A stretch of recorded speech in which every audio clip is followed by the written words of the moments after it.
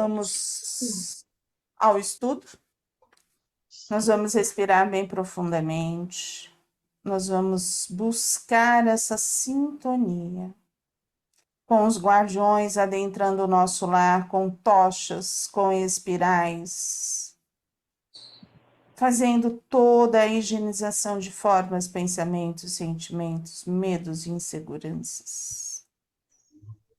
Nós vamos mentalizando a união com Ruiz, com Eliamar, com Cíntia, com Cássio, com todos os espíritos que estão no Hospital Santa Cruz buscando essa sintonia maior,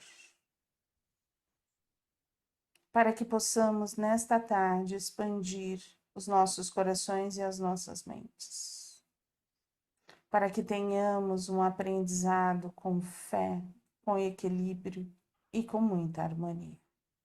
Graças a Deus, graças a Jesus. Nós paramos em trabalho árduo, doutor. Acharam? Não sei se daria conta, embora tenha enorme disposição em ser útil. Só de pensar em achar um instrumento disposto já me embaraço.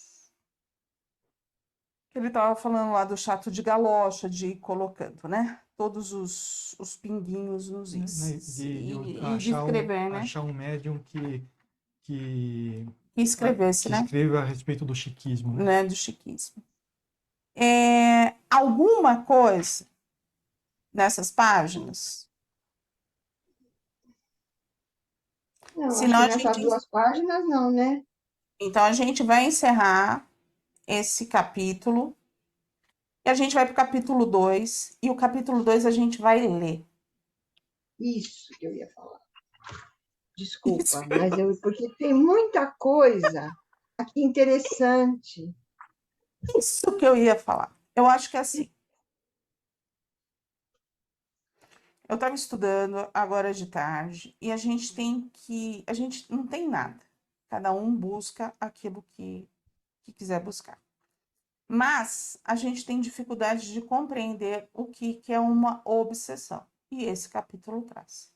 Então, eu acho que está na hora da gente parar, ler devagar e fazer as questões que a gente precisa compreender. Para que a gente entenda ou comece a dar um passo para compreender o que é uma obsessão. Tudo bem? Tudo bem, tudo bem. Só uma coisa que eu quero falar. Nada que está escrito aqui é diferente daquilo que a gente vivencia até o momento. Nada. Nada. Então, não é por ter o conhecimento que a gente deva ficar com medo ou comece a ficar com medo. Pelo contrário, por saber, a gente vai poder aprender a se defender quando alguma coisa acontecer, né? Então, não fiquem com medo, não fiquem assustados. É o que acontece todo dia, sabe? Dizem que a ignorância é uma bênção. Nesse caso, não. A ignorância impede que a gente tenha uma vida melhor, porque a gente não sabe como se proteger ou como pensar sobre tudo isso. Eu acho que, assim, no meu ponto de vista, assim, sinceramente, quando a gente consegue exemplificar a fé racional, porque a gente entende, a gente compreendendo, aquilo já não é mais obscuro para a gente consegue dar um passo bom. Agora, quando a gente não tem esse conhecimento, a gente está no achismo. E tudo que é achismo nos traz para um lado bom, para um lado negativo. Mas a gente, buscando essa fé racional, a gente vai entender aquilo que a gente tem para ser feito ou não. Está nas nossas mãos. Tá? Capítulo 2. Orientações de Calderaro sobre a obsessão. É interrogado pelos fariseus sobre quando havia de vir o reino de Deus e responder e disse: o reino de Deus não vem com aparência exterior. Lucas 17, capítulo 17, versículo 20. Nossa, o reino de Deus não vem com aparência exterior. É interno. É interior. É interior, é interno. É interior. E essa já é uma diferença muito grande sobre o que todo mundo pensa, né? Todo mundo pensa que vai ter, na hora do julgamento final, vai vir Deus junto com seus anjos e tomar a terra, né? Não é nada disso. É a nossa consciência mesmo. O, o, o reino de Deus está dentro de nós. Então ele só vai vir quando a gente parar de se preocupar com o exterior e começar a se preocupar com o interior, né? Então, após as reflexões sempre intrigantes de Dona Modesta, fui buscar o repouso. Caminhei das alas de subsolo até as dependências nas quais me abrigava naquela casa. Eu acho que aqui a gente pode Dá uma pulada. pulada, né? É que ele vai contando que ele teve o dia até entrar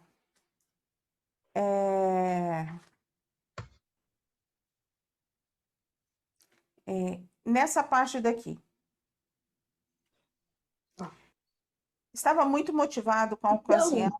Espera um pouquinho. Oi. O Hospital Esperança, ele está em cima de Uberaba. De Uberaba, é. Uberaba.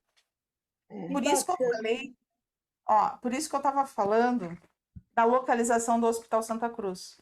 Mas para a gente ter a gente buscar a localização do Hospital Santa Cruz, porque o Hospital Santa Cruz pode estar dentro de uma das colônias que tem em Santos. Mas ele está dentro da colônia de Lázaro. De Lázaro, isso. Né? Mas que pode ser algum. E aí é muito complicado, mas o Hospital Esperança está dentro, tá no orbe, vamos dizer assim, de Uberaba. Porque né? ele olhou lá, ficou olhando as luzes lá das ruas, ficou apreciando Uberaba, né? Ele fala aqui. Entendeu? E é por isso que assim, precisamos de quê? Médiuns videntes, para que possa haver essa localização. Isso é curiosidade? Isso é curiosidade, porque a gente sabe que está ali. Mas é uma curiosidade. Pensem bem. Onde que pode ficar o Hospital Santa Cruz? Em cima de Santos? Eu e a Valéria, então vamos até aí. Em cima de Indaiatuba, vocês vêm para cá. Então, assim, a distância não existe no plano espiritual. E às vezes está num...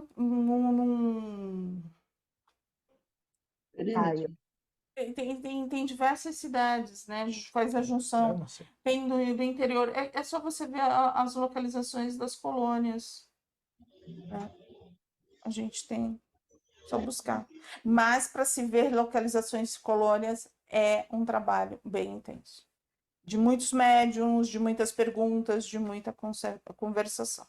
E a gente sabe que o Hospital Santa Cruz fica na colônia de Lázaro, mas não temos essa localização. Estava muito motivado com a ocasião. Havíamos terminado um módulo sobre pontos fundamentais da prática mediúnica e nosso ciclo seria agora sobre a obsessão. O grupo se constituía de 25 integrantes. Alguns de nós tínhamos experiência com a direção de práticas mediúnicas. Outros eram médiuns e 2 ou 3 apenas se interessavam pelo assunto. Todos peregrinamos pela sementeira da luz da mediunidade quando no corpo físico. Ali, no entanto, éramos alunos em recomeço. A bagagem de outrora nada mais era que uma bagagem mínima, uma base mínima para que dilatássemos a noção da verdade. Ainda assim, pesavam as velhas tendências de impetuosidade e inadequação. O curso, que já durava 2 semanas, foi atingido na última reunião por um clima de instabilidade. Alguns integrantes demonstravam insatisfação com as abordagens. Por que tudo isso? Já parou para pensar? Por que esse nível de insatisfação? Por que esses questionamentos? Mas não sei se eu vou falar uma coisa certa. Mais para frente, o Marcondes diz que ele está insatisfeito porque ele quer trabalhar, ele quer continuar fazendo o que ele fazia. Então, mas, vamos analisar. A gente sai, a gente desencarnou, a gente vai para um grupo, a gente é socorrido. Sim. Aí existe o quê? Existem regras. Sim. Né? E eles foram ali, eles foram clicando, a gente vai estudar isso e tal. Eles, como vieram, só 3 que não eram, vamos dizer assim, muito envolvido no assunto mediunidade. Os outros se sentiam. Não é aquilo que a gente conversa muito sobre ego, orgulho, essas coisas todas? Será que, assim, não se sentiam muito mais preparados do que eram realmente? Não tinham uma ilusão, era uma ilusão. Tinham criado uma ilusão, tinham criado uma máscara, e que não era verdade. O que eu percebo, a diferença daquilo que a gente vê aqui na Terra, é que a maior parte daquelas pessoas que lidam com mediunidade aqui na Terra entendem a mediunidade como técnica. E no plano espiritual, mediunidade é sentimento. É sentimento. É sentimento. E é essa grande diferença que a gente não consegue virar, né? Porque quando a gente começa a conversar sobre mediunidade, as pessoas vê técnica e fenômeno, né? Não, gente. Só vai acontecer se tiver abertura. Se não tiver abertura, a gente não faz nada. Ou se fizer, não é com espírito bom, né? Não. E outra coisa, a gente não faz nada. A gente só doa. Quem faz é o plano espiritual. E o outro que aceitou. Mas nós mesmos, a gente não faz nada. Porque todo mundo acha que a gente tem uma varinha de condão que vai lá e vai mexer e vai fazer. Não, a gente vai trabalhar com energia. Vamos vibrar. Mas, se o outro não tiver aberto, nada acontece. Não tiver receptivo, não adianta nada. Nada. Por isso que você fala tanto que na elevação a gente tem que fazer com sentimento. Não pode ser automático, não. Não. Tem que sentir.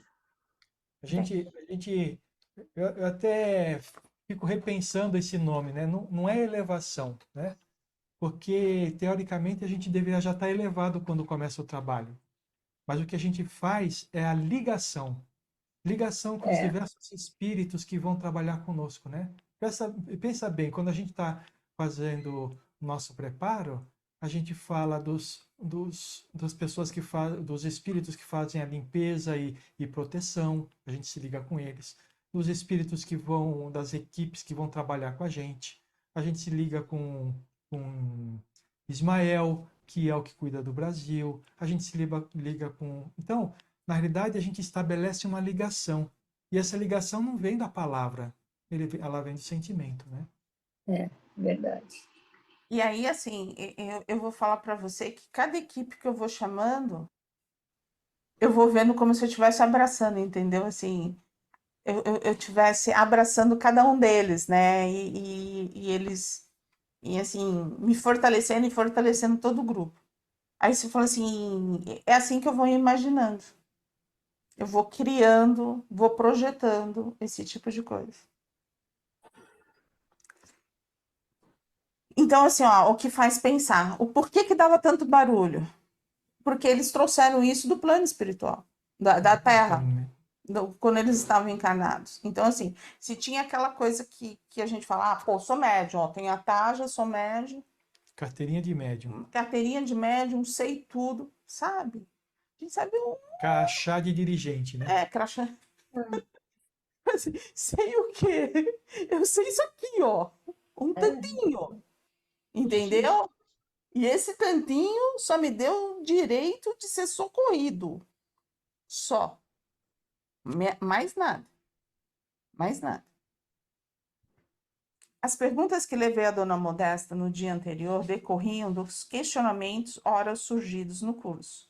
Vários companheiros sentiam-se inadequados. Alguns chegaram mesmo a solicitar nos departamentos administrativos do hospital a transferência para outro lugar que tivesse mais afinidade com as suas ideias e interesses. Não é assim na Terra? Não deu certo. Eu vou para outro lugar. Não quero ficar. Não vou me submeter. Eu vou para outro lugar. E tá tudo certo. E tá tudo certo. Não tem nada errado. Minutos antes do início do encontro, os amigos que fizeram a referida solicitação comentavam nos corredores a resposta que haviam recebido por meio de uma breve declaração escrita e assinada pelos responsáveis da tarefa, resumida na seguinte fala: caros irmãos, a morte é um relógio perfeito que chega na hora marcada e um correio infalível que nos conduz ao destino exato. Morremos quando precisamos e vamos para onde necessitamos ou fizemos por merecer. Continuem estudando e trabalhando. O tempo tem resposta para todas as nossas aflições. Qual é o barulho de receber essa Mensagem. carta? Nem Mas assim, eu entendo o que você está falando, mas o que derruba muitas vezes a gente é a arrogância, né? A gente achar que a gente tem mais razão do que os outros, né? E que aquilo que a gente acha que é certo é o que todo mundo deve seguir. E aí, quando o Bezerra, há 20 anos atrás, veio e falou, gente, pensa, chega de filosofia, tem muita filosofia na cabeça, pouco sentimento no coração, é a realidade. Porque não se desenvolveu isso. Ficou se discutindo. A gente travou ou eles travaram? Já destravou. Não, tá direitinho. E aí, assim, o que que acontece? A filosofia traz o conhecimento, mas o conhecimento junto com o autoconhecimento, a gente anda. Aí você fala, nossa, vocês são tão cansativos, mas é onde que a gente fala, não tem outra solução. Porque, assim, o que que eles estão se batendo? É nisso. Uhum. É nisso. De filosofia, provavelmente todos que ali estavam deveriam saber qual era todos os capítulos do Evangelho segundo o Espiritismo, todos os capítulos do Livro dos Espíritos, as perguntas, qual era a pergunta, aquilo. Perfeito, Mas conheci uma palavra, mas não exemplificava, não o conceito. não o conceito. Aí fica longe do sentimento. E aí é uma lacuna. E uma lacuna grande, né? É isso que eu vejo. Diversos amigos mostravam-se mais incomodados ainda naquele dia. Não esperavam tão rápida a resposta e muito menos com tal clareza. Os ânimos exaltados criaram novamente um clima estranho e desagradável. Procuraram envolver outros participantes naquelas queixas, quando, para meu alívio, Cornélios entrou pela porta e cumprimentou-nos, bem-humorado. O alívio, porém, durou pouco. Marcondes, a queima-roupa, foi categórico. Nada de bom dia. Nós queremos um esclarecimento sobre esta declaração ofensiva. Falou, balançando ao alto a folha em suas mãos. A melhor defesa é o ataque? Na realidade, o Marcondes ainda está olhando para fora, não está olhando para dentro. Mas ataca, né? Vem, Mas vai atacar, porque isso é característica do ego muito inchado, né? inflado aí vem, né? Cornélios manteve-se sereno, nem sequer pôde se apresentar ao grupo, nem todos o conheciam, e emitindo reconfortante vibração, falou com firmeza. Meu caro Marcondes, estou a par do andamento desta classe pelas anotações nos diários e por informações a mim passadas. Então, o que me diz sobre essa declaração desrespeitosa? Por que se sente agredido quando ela pronuncia uma verdade incontestável? E Marcondes, buscando fortalecer sua tese, dirigiu-se a todos de braços abertos e de pé, procurando ser influente e destacado. Vocês concordam, meus amigos? Então é isto que a morte nos reserva depois de tantos anos dedicados à causa? Vamos falar o que pensamos? Somente assim poderemos mudar o rumo das coisas. Marcondes, intercedeu Cornélios, o momento não é apropriado para este fim. Vamos seguir nosso compromisso e, após nosso encontro, tomaremos as providências necessárias para o melhor encaminhamento do assunto. De forma alguma, eu me sinto, parou com o olhar para cima, como se selecionasse a palavra que desejava. Eu me sinto ludibriado. Aliás, há mais gente nesta sala que se sente da mesma forma. Ludibriado? Claro que sim. Acreditamos piamente que estamos sendo vítimas de uma mistificação coletiva aqui neste hospital. Vítimas de quê, meu irmão? Da mentira, da clonagem perispiritual, falou com irritação. Não podemos sair daqui. Notícias nos são negadas acerca das tarefas em nossas instituições espíritas e também sobre a família. Porque uns podem receber notícias e nós não? Será mesmo a verdade a notícia trazida para os outros, ou isso é apenas para dominar ainda mais os incautos? Será que vocês são mesmo quem dizem ser? Ou será que aqui, no plano espiritual, a política do domínio sutil e ardiloso continua explorando os mais despreparados? Você vê que as ideias, as contrariedades são grandes. Mas você percebe que tudo isso é falta de aceitação, né? Sim. Na realidade é assim, você caiu na lama, aí um grupo foi lá e te tirou da lama, te limpou, te curou, e falou assim, agora nós vamos ensinar o que a gente sabe. E você não aceita isso. É basicamente isso que tá acontecendo com o Marcondes. E que acontece muitas vezes com a gente, quando alguém vem falar alguma coisa que é um pouco diferente daquilo que a gente pensa, né? Não que a gente deva aceitar tudo, mas a gente deve pelo menos refletir a respeito, para que a gente possa comparar aquilo que estão falando com a gente, para a gente com aquilo que a gente sabe, com aquilo que a gente acredita. De repente, naquele momento, aquilo pode ser não ser verdade para nós. Então a gente continua o nosso caminho por onde a gente está. Né? Basicamente é isso. São opções, eu vejo isso, são opções, né? Se você vai seguir ou não. Sabe, às vezes quando a gente fala isso, parece que a gente está falando assim, ó, se você não concorda comigo, vai embora. Não é isso que a gente está falando. Abre o coração para escutar o que a gente está falando, para tomar boas decisões, cada um para si. Porque cada um tem que escolher o seu próprio caminho.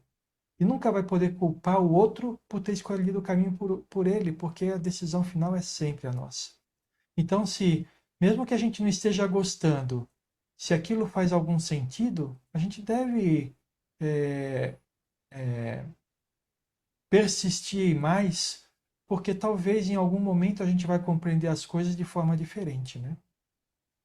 Temos receios de estar em uma falsa colônia. Então acreditamos que os métodos de vocês provenham de espíritos elevados. Queremos participar das decisões e não nos deixam. Será que estamos tão mal quanto dizem?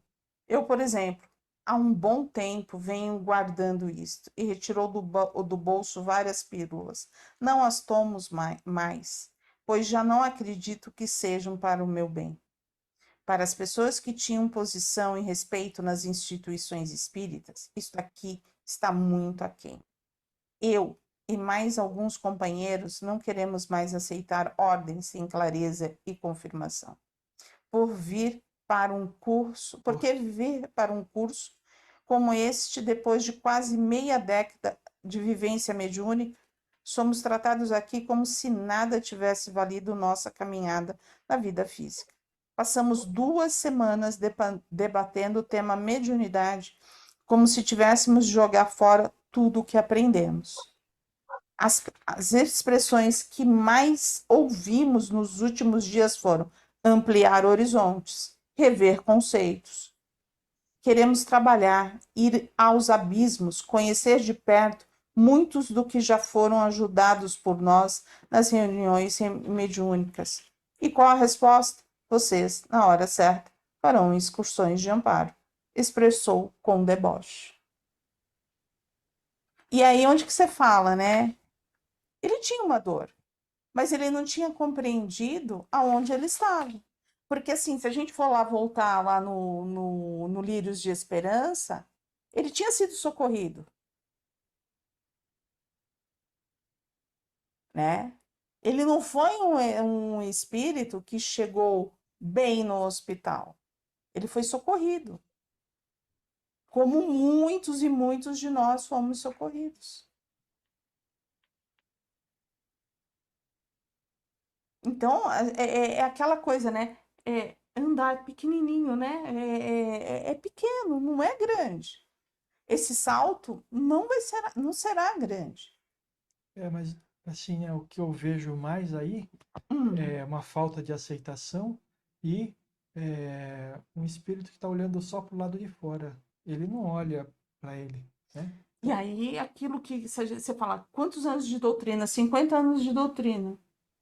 Então, mas se você faz a doutrina para falar para as pessoas, para dizer coisas bonitas, para conhecer os livros, mas não conhece a si mesmo, você fica desse jeito. Fica catedrático na palavra, mas não no sentimento. Gente, o que vocês acham? Que vocês não abram a boca? Eu levantei meu dedinho. Posso falar?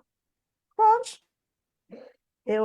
Eu pensando na situação do Marcondes, você falou que talvez na condição dele, ele estava com arrogância porque ele achava que ele conhecia muito e, na verdade, não era tanto o que ele conhecia.